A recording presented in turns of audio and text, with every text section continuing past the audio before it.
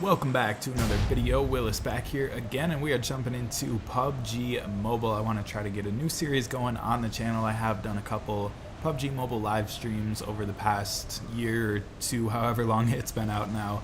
Seems like forever ago, but I want to try to get back into it a little bit, start, practicing a little bit, maybe compete in some smaller tournaments here and there, just random stuff online, things like that. So we're going to be practicing a little bit every day, and the new series idea here is called the Daily Dub, hashtag the Daily Dub. So this is going to be episode 1. We're just going to be trying all the different maps, all the different, like third person or first person view, squad, solo, duos, whatever. Different combinations like that, and just trying out some different stuff, man.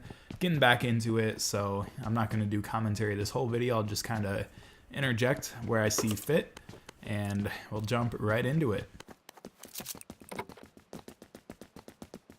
So we're starting off the bat here. Just picked up a shotgun, first thing we found. Just got a pistol there, landing in a somewhat dense location, so gotta keep your eyes peeled. Pretty sure there's some other people here. You'll see me do that a couple times, just kind of accidentally hit the fire button a couple times just because I'm just using the default control setup right now. I will customize them a lot more as I play this more and more. I think this is actually my first, or one of the first games on the iPhone XR here, which is a slightly different screen size than every other device that I've played on in the past, whether that's iPhone SE, which was pretty fun back in the day, man. That's a crazy small screen size for a game like this with all these buttons on the screen. Especially in a game like this, you get a pretty big advantage from being able to see people that are far away. Like the sight lines in this game are pretty long, and so seeing that little speck in the distance is easily the difference between getting knocked out by someone where you don't even know where they're shooting you from, and the other option is you being the one taking them out, getting that advantage. So screen size makes a big difference. I don't even know if the iPhone XR is big enough. I think maybe iPad Pro is definitely the way to go with this one. So hopefully we can try some more devices in the future. But anyways, just wanted to point that out with the controls. Just using the default here on the iPhone XR, and we'll just kind of take it as it comes to us. There are some options out there like PUBG triggers. If you Google that, you've heard me talk about them in past videos if you've seen that. They can, expand your control capability here on a touchscreen game, especially on a smaller device that you might not necessarily feel comfortable playing some type of claw setup with. Although I probably will, when I do customize my controls here on the XR, I probably will set it up in some sort of claw setup, especially with the semi-auto weapons. If you want to fire in single mode or burst mode, it really helps to get that claw setup going. You've heard me talk about that in other games like Fortnite, where that control scheme really helps because obviously if you're firing full auto, you can just hold the trigger, and once you're shooting, just keep holding, and you'll keep spraying rounds, and then you can, while still holding, just finesse your aim. I keep saying finesse a lot lately. You can fine-tune your aim as you're still shooting, but when you're semi-auto, you got to tap to fire, then you got to lift, then you got to tap again, then you got to lift, then you got to tap again. So if you're doing that with the same finger that you aim with, you can see how that gets a little combobulated, for lack of a better word there as well. And so it definitely helps to be able to hit that like left side fire button, and then you can still aim with your right thumb on the screen. So that's the general idea behind the claw setup. So it's definitely something that I will be setting up as we continue on here, but just want to get a game with the default setup.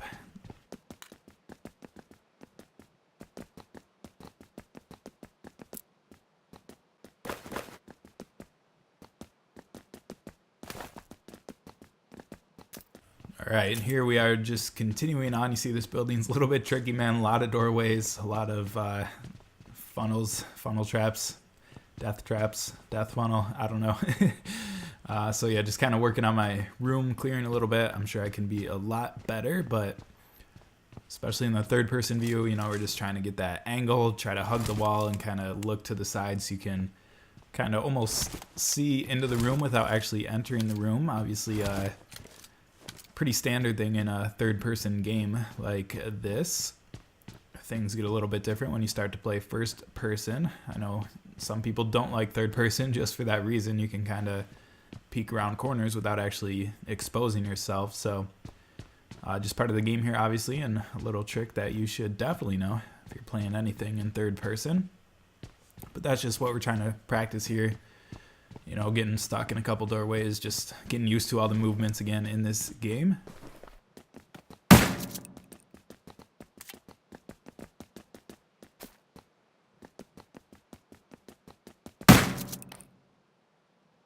Alright, so we're taking a quick break here, just looking at the map, making sure we know where we need to go, looking at the bridges here.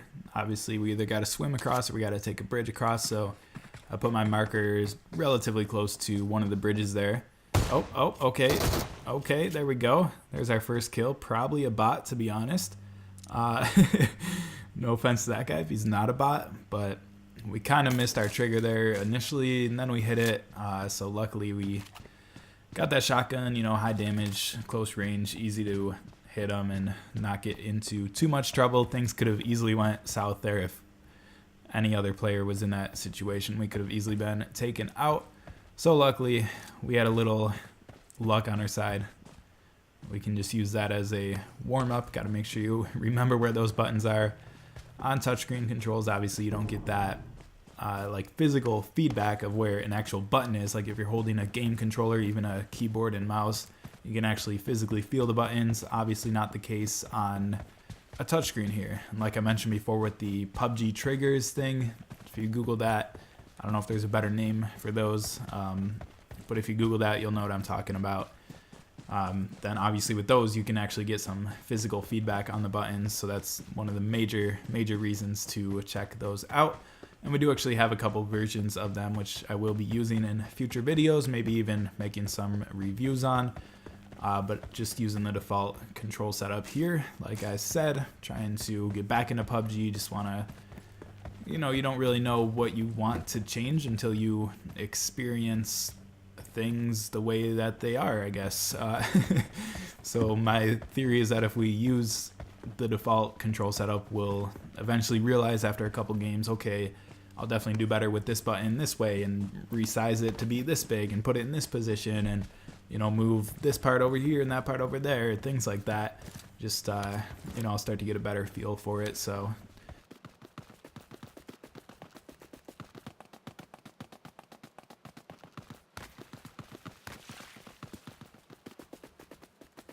and here we are running through the wide open. I think I'm going to go ahead and grab that boat up there, actually, as opposed to trying to run across the bridge or swim across. We'll grab the boat and see where it takes us. Obviously running in the open here, so it's a bit nerve-wracking. Could just be taken out very easily at just about any point. So one of the tough parts about PUBG, like I mentioned earlier, with those long sight lines, you are never safe in this game.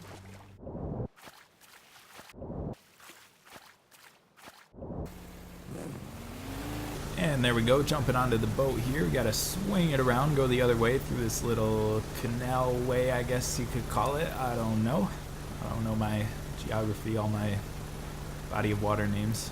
Call it the river, call it the canal. I don't know, dude. The creek, the stream, the something. Who knows? Who cares? I'm sure somebody out there cares, but we're just cruising along here, man. Hopefully nobody engages us. Obviously we're being pretty loud. Pretty easy to tell that a boat is coming through here if you're walking along these sides or anywhere close to it.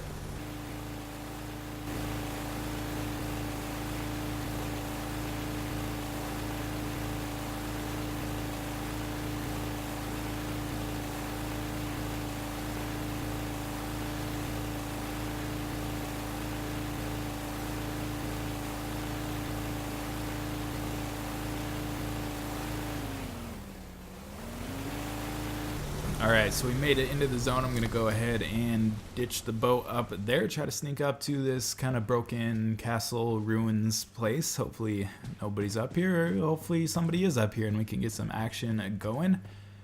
Get some live combat, something intense. Maybe we'll just pick up some extra loot. we'll camp it out here for a minute.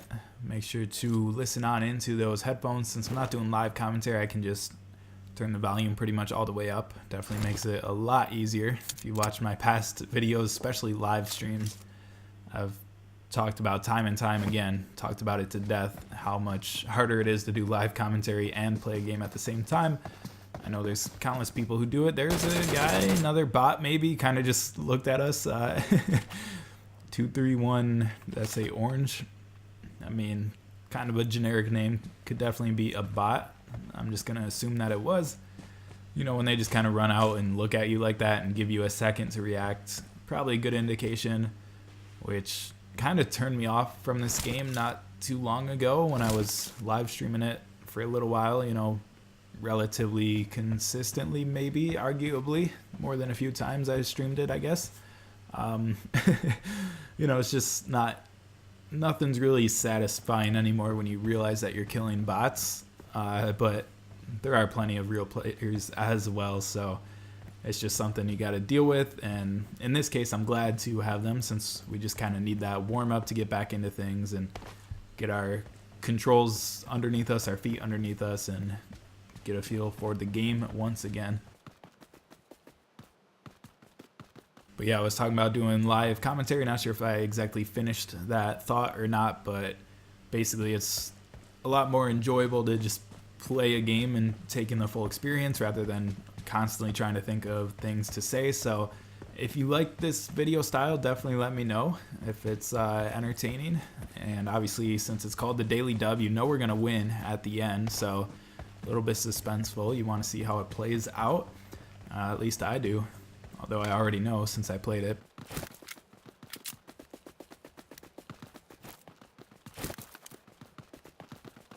But really, I just want to get some practice, just really trying hard in a game, being a tryhard, being sweaty, whatever you want to call it. Just because if I do play competitively or something, I'm obviously not going to be talking through it. If I'm playing with teammates, I might do some communication, obviously, whatever is needed. But you know, you're generally going to be all in, all focused on the game. So that's kind of the idea behind these gameplays. Just get really focused on the actual gameplay. You know, do some personal practicing and worry about making the video and the commentary later.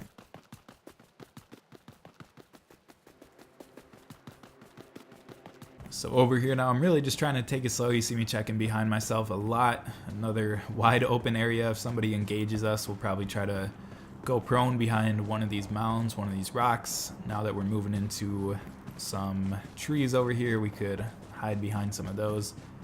And we'll run to these buildings, sprint into the buildings now since we are in the red zone, hopefully. Hopefully we make it out here with no bruises, no damage taken.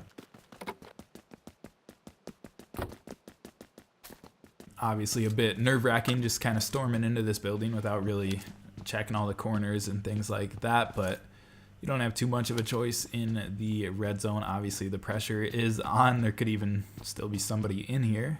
I'd say it's pretty clear now, pretty safe to say. So we'll just kind of camp out for a little bit until the red goes away and then take it from there, start running into that next zone where our marker is and see what comes our way next.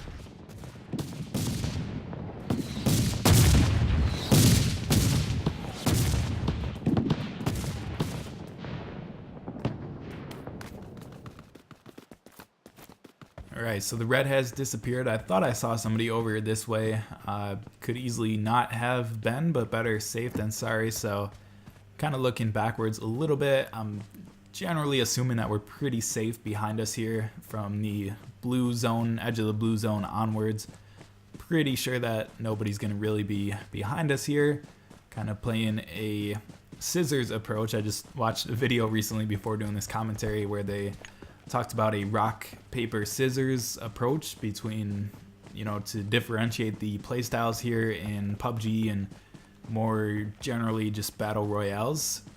And the rock basically, if you don't know, sits in towards the center of the zone and just kind of holds it down, kind of picks people off that are trying to run into the zone. They just kind of camp out in the middle of the zone in the safe area and take it from there. The scissors kind of plays how I'm playing here, where They run in as they need to. They keep that storm right behind them so they know that their back is safe.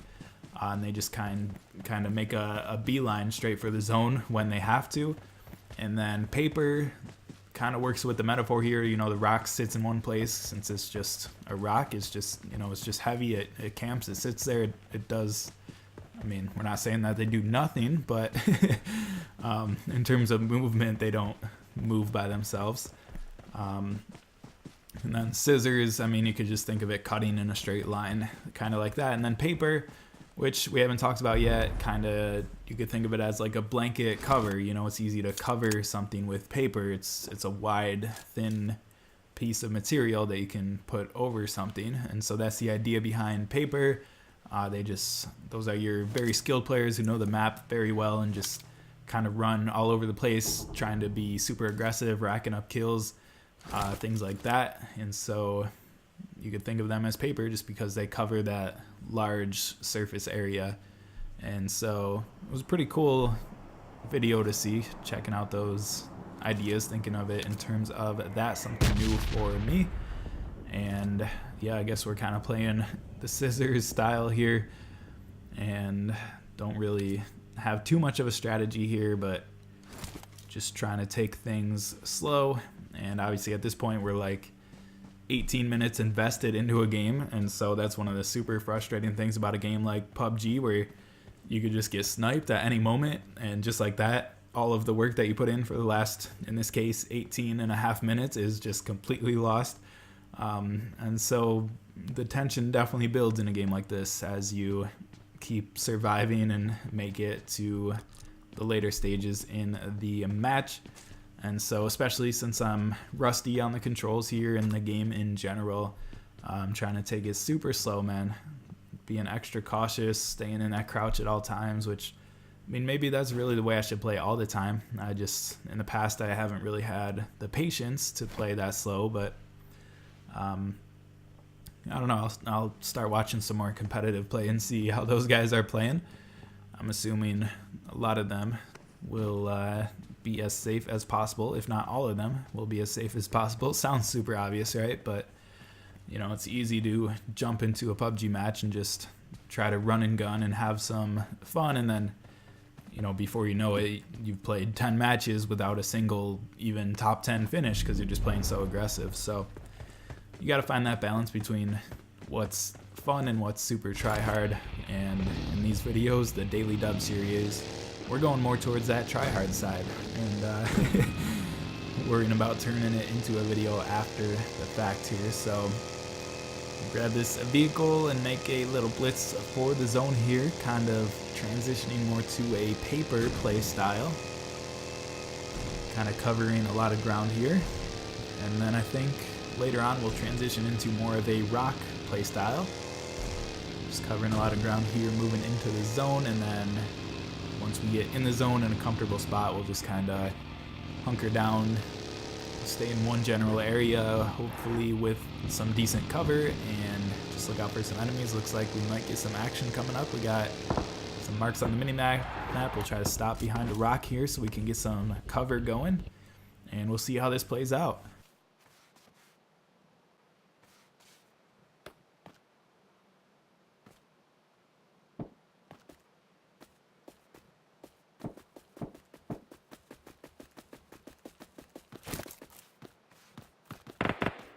Alright, so you see those marks on the map. You can hear some shots being fired as well. I don't hear them as I'm doing the voiceover here since it blocks it out for some reason. Actually, I'm not sure why, if that should be the way it is, but that's the way it is right now.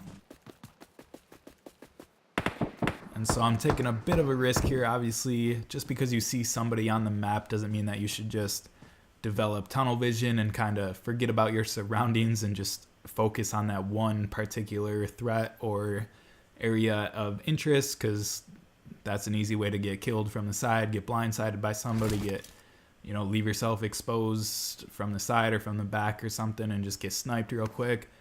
So we're keeping that in mind, but we're kind of being a little aggressive here, trying to track this guy down, or these two guys down, not sure exactly what's going on up here, and trying to at least get some eliminations on our scoreboard here.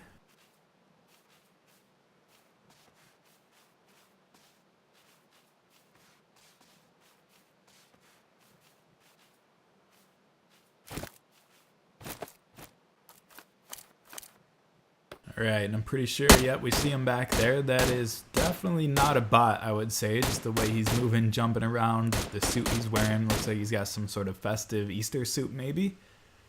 I'm not familiar with all of the gear in PUBG since I have not really played in the last, whatever, year or so. However long it has been. But we'll see what we can do here. A bit of a long-range fight. We don't necessarily have the best long-range setup here. But we got that single fire M16, so we can pull off the shots that we need to. Try to army crawl through the grass here, and it's going to be risky. Once you start taking damage, you know he's got you dialed in at least a little bit. Or he just got crazy lucky. If he hits you twice in a row, it's probably a bad sign. So we had a choice there. We could stick out the gunfight and assume that we would kill him before he killed us. Obviously a pretty big risk to take, which we did take it, and it happened to work in our favor. But looking back on it, you know, since we were taking a lot of damage, he had us dialed in. We could have gone prone and healed up and then reassessed the situation. Maybe since we're making noise here in the middle of a gunfight, maybe a third party would come in and take him out or add some sort of distraction or element to the fight. You know, just different things to think about there. I think we kind of got lucky there. But sometimes you just gotta go for it and hope for the best.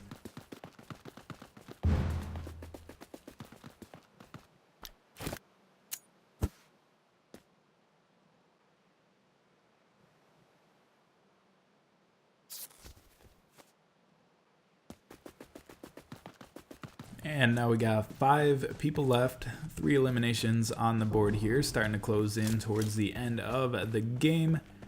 And I think I'm making my way towards this house here in the middle. I think we might have some loot. Yeah, we got a loot box up here, and could easily be a trap here at the end game. And yeah, there we go, there we go. Had to actually hit the box icon. I guess there were some other items around the same spot as well. And so we got the sound cover of these burning vehicles. So if somebody's in here, they might not hear us running. Although I'm guessing they'll see it on the map. I'm not sure exactly how that works, if it would still show up like it does here in mobile. But I think we're going to kind of transition here to the rock playstyle. Just camp it out in the middle here. And I mean, really just goes like super try hard. I'll probably fast forward through most of this, but we do sit here for a couple minutes, take a look at our inventory, figure out exactly what we want to hold, what we want to prioritize, just take stock of what we have in case, I mean, who knows, we might actually switch to that pistol someday. I never seem to use it in PUBG, but might as well know what you have equipped on it and things like that. And so yeah, man, we'll just kind of use that third person peeking and try to check through these windows, see if we can find any action, but we're mostly going to camp it out, wait for the zones to close in and see what happens.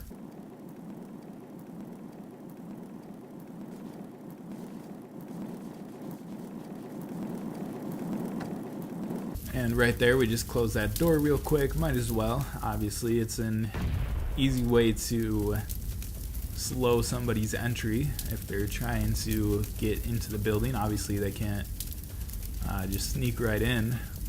They could even, if the door's already open, they could just sneak in without making any noise if they do it right.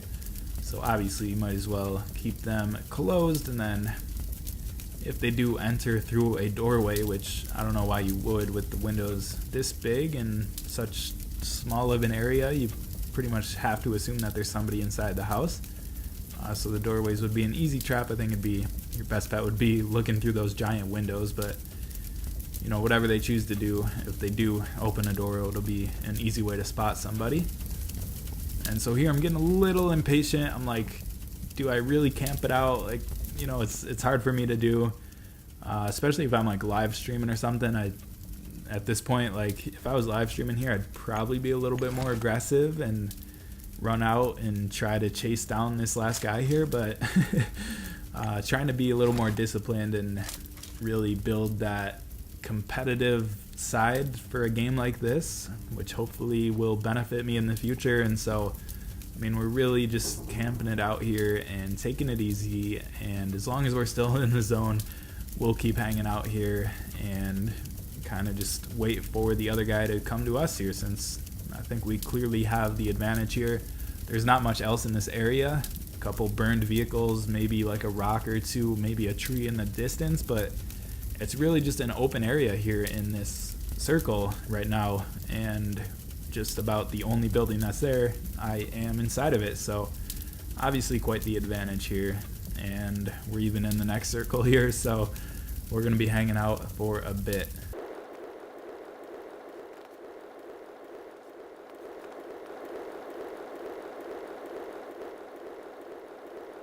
And we're still camping here. At this point, I'm starting to think in my head, like, what am I doing here?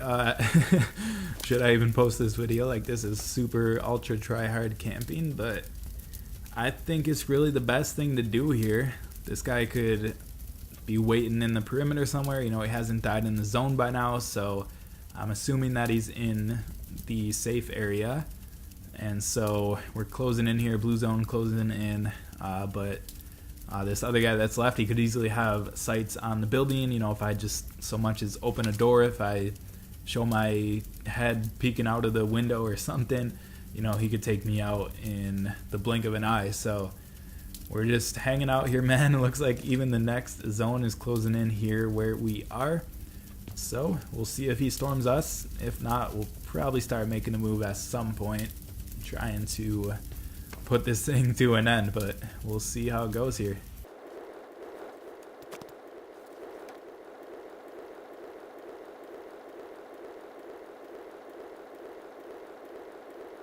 And probably a couple minutes later here, we are still camping it out. Looks like the zone did close. I'm not actually sure off the top of my head how the final circle in PUBG works, if it just closes into nothing eventually. I guess that would be the way it is, but I have not seen this situation in a long time in PUBG, so not sure exactly what will happen here, but we'll just kind of hang out here as long as we can, I guess.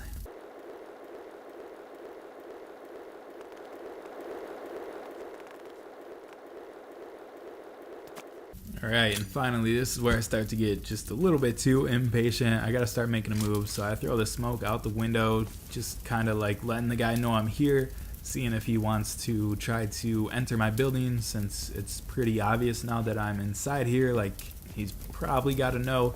Maybe if he's on the side that's behind me right now, maybe he didn't see that smoke, so I will throw a stun to the side. You know, he's got to see one of those. We'll throw another stun out there just in case he's running it that way. Just throwing some stuff out there. You see some marks on the screen there. I don't know if that's from my own stun or what. But we're just kind of moving around here now. We got to put an end to this at some point. And so I'm just looking everywhere, man. At this point, you know, I'd say I'm still at an advantage for being in the building, but he could easily be hiding prone in the grass right here or something and just have a visual on me and take me out before I can even see him. And so, you know, it's kind of just an even match at this point. Whoever spots the other person first will get it, and we see some color in those bushes. If he had like a ghillie suit or something, we might have never seen him, but he did not see us quick enough, and we got him. Winner, winner, chicken dinner. And just like that, we got our daily dub, episode 1. Playing on the original map, playing solo, playing third person. Let me know what you guys think of this video style, and I'd love to make more. I just want to keep practicing, playing a bit competitively, and you know, like I said, we'll turn it into a video after the fact, add some commentary after, since you know, I just want to blast that volume, go super try hard mode, and focus on doing my best in the game. So we'll improve over time, man, start being a bit more aggro, getting some more kills in the matches, things like that, and hopefully we progressed well, and hopefully you guys enjoy the journey. Maybe some of you guys can join a little squad with me in PUBG, start playing some matches. Definitely hit me up, man. And that's gonna do it for this video. I appreciate you guys watching, and I'll catch you on the next one.